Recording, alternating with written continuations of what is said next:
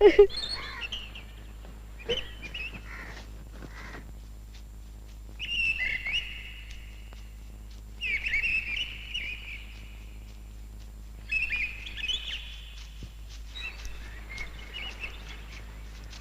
क्या दुख है? वो एक मामूली व्यवसायी की पत्नी है। उसका पति और पुत्र व्यापारी दल के साथ जंगल के रास्ते जा रहे थे, पर पीछे रह गए। जब लोग खोजने के लिए वहां वापस लौटे तो पाया वो मरे पड़े थे। उन्हें किसी डाकू ने मार डाला था। उनकी उंगलियां कटी हुई थी, जिससे लोगों को विश्वास हो गया है कि ये काम एक अंगुलीमाल नाम के भयानक डाकू का है, क्योंकि वो अपने शिकार की उंगलियां काट डालता है। मैंने इस डाकू के विषय में लोगों को बातें करते हुए सुना है। आनंद, क्या तुम उसके संबंध में कुछ जानते हो? भगवान, कहते हैं कि वो एक ज्ञानी पिता का पुत्र है। उसने खुद भी तक्षशिला में शिक्षा प्राप्त की है। लोग कहते हैं कि वो एक अत्यधिक प्रतिभाशाली विद्यार्थी था, परंतु कुछ सहपाठियों की ईर्ष्या के कारण उसे ज्ञान का मार्ग छोड़ देना पड़ा और उसने अपराधी जीवन अपना लिया। राजा के सैनिक लंबे समय से उसका पीछा कर रहे हैं, पर वो इतना चालाक है कि उनकी पकड़ में नहीं आता। इस तरह से उसे कभी नहीं पकड़ा जा सकता। सैनिक भाले और चाबुक के बल पर लोगों को कुचल तो सकते हैं, मगर उनका आचरण नहीं बदल सकते।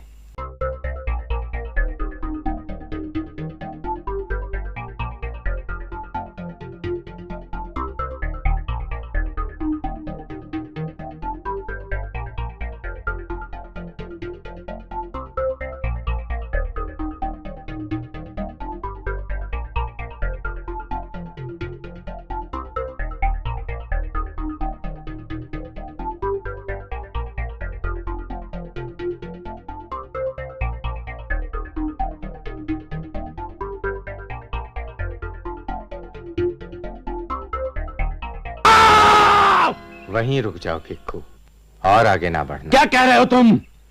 मैं क्या तुम्हें भिक्खू दिखता हूं? अंगुलीमाल, मेरी बात ध्यान से सुनो।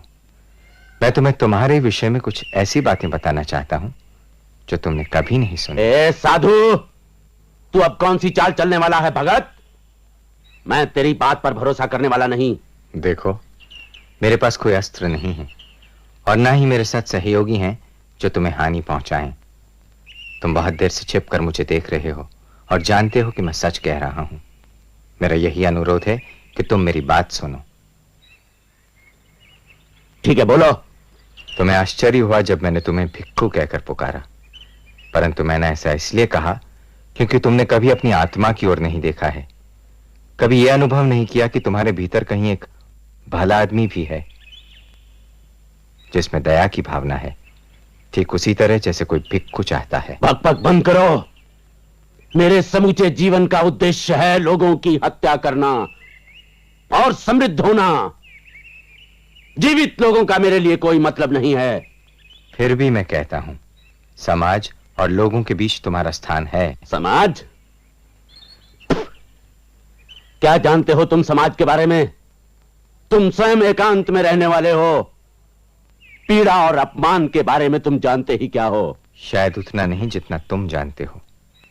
मैं जानता हूं कि तुमने बहुत दुख सहे हैं, मगर इसका हल यह नहीं है कि तुम लोगों के जीवन में दुख पैदा करो और अपने लिए नर्क का मार्ग तैयार करो। सोचो, किसी आदमी की हत्या करने के बाद क्या तुम्हारे मन में यह इच्छा नहीं हुई कि तुम उसके शव के सामने खड़े होकर रो? और कितनी ही बार इस जंगल के भयानक एकांत में तुमने अपने आंसुओं को नहीं रोक लिया है? और अभी वो कैसे बाहर आने के लिए संघर्ष कर रहा है। उसे बाहर आने दो अंगुली, उसे रोको मत। आंसुओं को बहने दो, उसे मत रोको।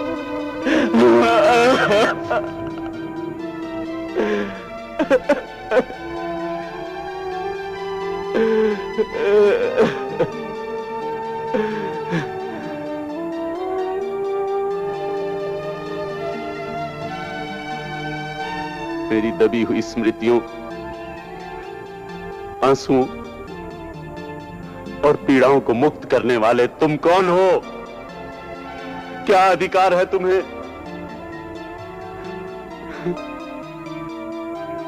वर्षों से मैंने अपने चारों ओर घृणा की दीवार बनाकर रखी थी। अपने भय बंद करके छिपा के रखे थे।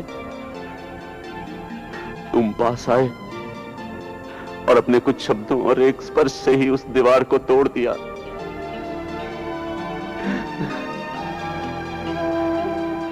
मैं अपने जीवन को बचाने के लिए ही संसार से भाग आया था।